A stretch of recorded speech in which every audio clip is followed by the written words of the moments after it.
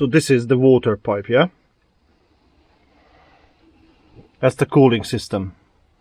The cooling system. Problem. Not very happy.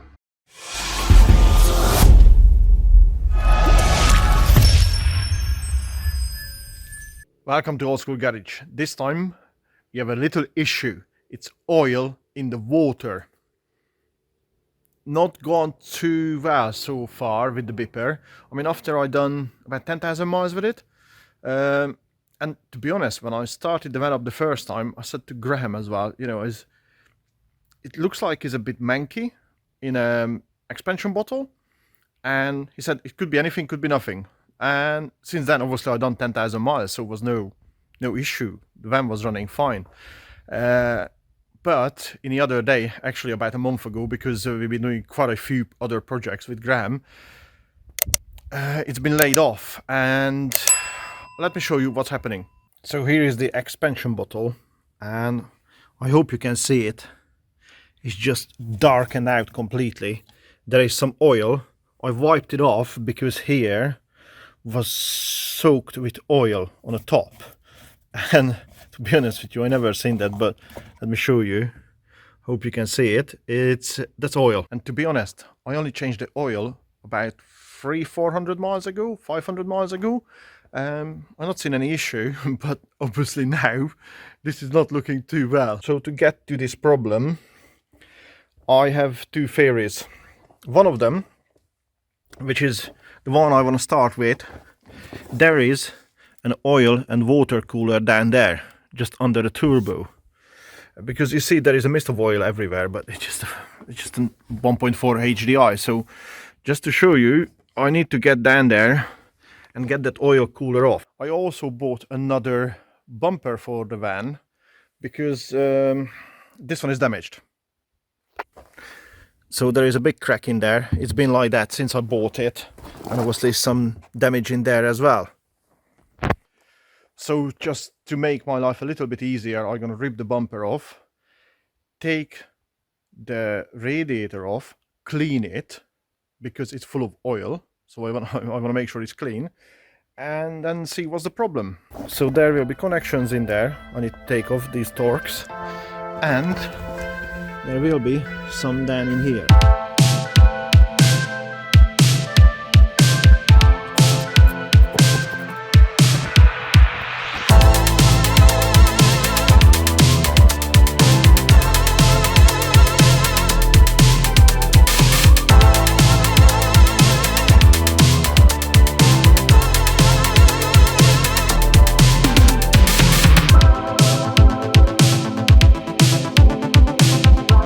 So that's where we are.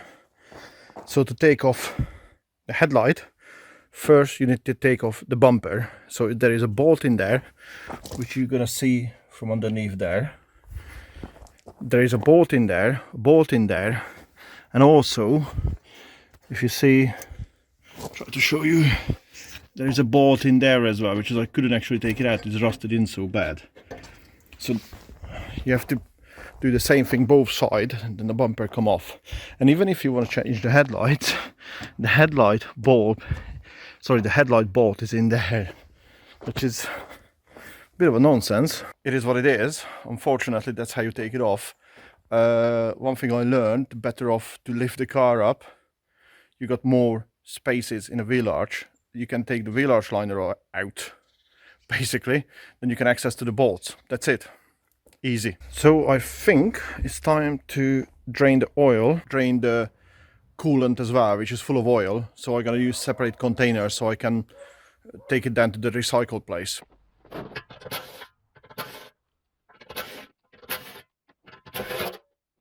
I need to disconnect the top radiator pipe from there. I already put a container underneath because it's some water gonna come out. Well, it's gonna be oily.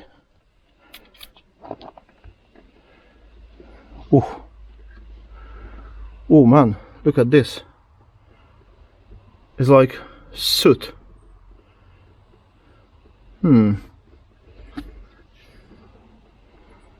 This what's in the engine.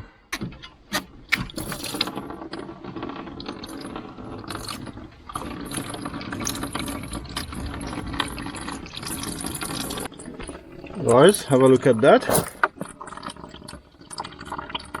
Can you see it? It's just oil. Same as this one. Look at that. Looks like something from the Ghostbusters. Look at that. It's just... the radiator is full of sooty, oily mess. Look at that. It just absolutely looks crap. See what's coming out from it? Look at that. Not very good, is it? Look at that. So all the front end is stripped, so I can get to the oil cooler, which is, I'm assuming, that's the problem, because the engine was running fine. And when we assembled, as I said in the beginning, when we assembled the new engine, well, second-hand new engine, there was a bit of a black in the cooling system, which we just thought is just an oil residue. So anyways, down to there, everything is draining, as you can see. Next, the sun is start going down, and my workshop is not too much light in there. So I tried to strip the oil cooler off for now and see what's what. Then it's going to be a huge, I don't know how to wash the system, really don't know. Well, you might have some suggestions, drop it down in a comment, but here we go. I'll just show you something just happened. So this is actually happening right now. There was so much soot in there.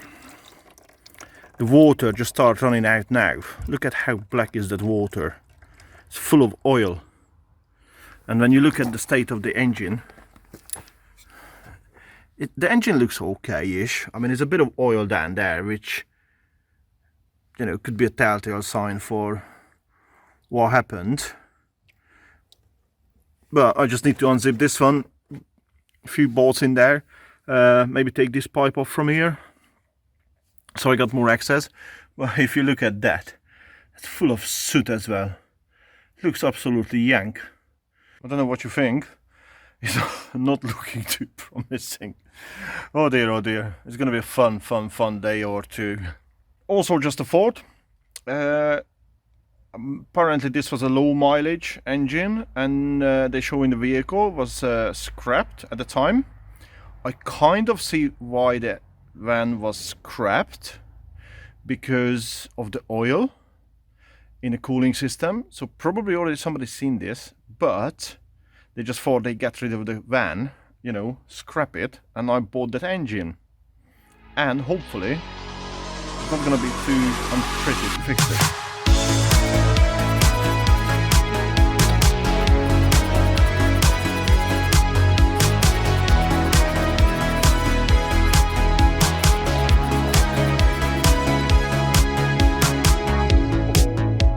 Well, oil cooler is off. Here is the oil cooler. Look at the state of it. This looks, I mean, look at that. I think tonight that's it from stripping it, because to be honest with you, I need to get all this muck just drained and dropped down to the container tonight. I mean, at the moment I don't know what to do, how to clean it. It's just pure hot water down there, well, lukewarm water. I don't know, but it just have to drain properly through the night. And the problem is I don't have a workshop at the moment where I'm doing it in the garden. Anyways, long story short, let's see what's gonna happen tomorrow.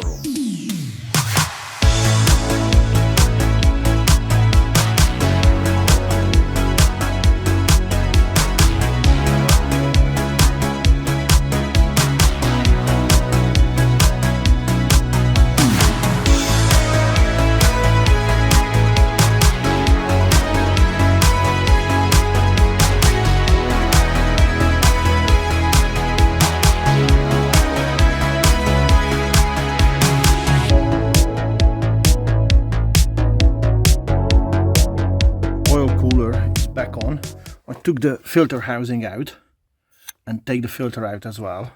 I squirted a bit of brake cleaner down in here because it's all been very, very oily. Sorry about the shadow and down there as well. The radiator, well, it's going to be a bit dirty, but I have an idea. I'm going to use a radiator flush. So I put everything back together, fill it up with oil, fill it up with water, warm the whole lot up, take the bottom hose off and drain the system again. And because it's a bank holiday today, tomorrow I'm going to get some radiator flush and just pour it in, clean it and see what's come out. I don't know. So now I need to put back everything together so I can start back.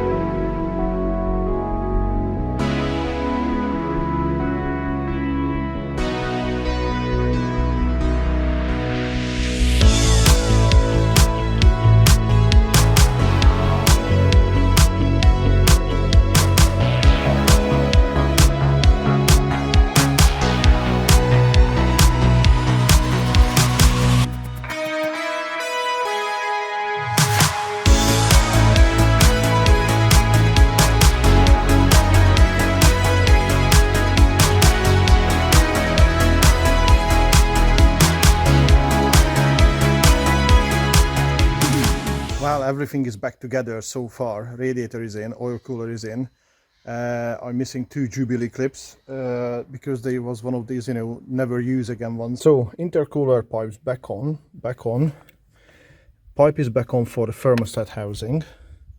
The Jubilee clips I'm missing is this one in here for the expansion bottle. Also, let me just show you, it's a bit awkward to film, and this pipe in here, there are no Jubilee clips because there was that one use ones. Hopefully the bottom pipe is not going to blow off. If it does, well, it does. I'm just going to turn the engine off. I just want to warm it up and hopefully rinse some more crap out from the system. Well, the sun is going down again because I only do this in the afternoons. So everything is connected back as I said.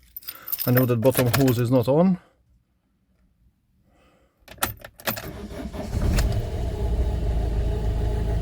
Okay. She started up fine. Well, that's good, but I'm only going to run her for about 30 seconds because I want to check that oil level first. So that's most important at the moment. Then check the rest of it and restart the van. So everything seems to be fine at the moment. The bottom hose, well, the van has only been running for a minute or so. It's still on, which is good. So right now, just a waiting game. I'm going to wait to warm it up a little bit, flush the system, and tomorrow pick up the Jubilee clips and hopefully take it for a drive. Yep.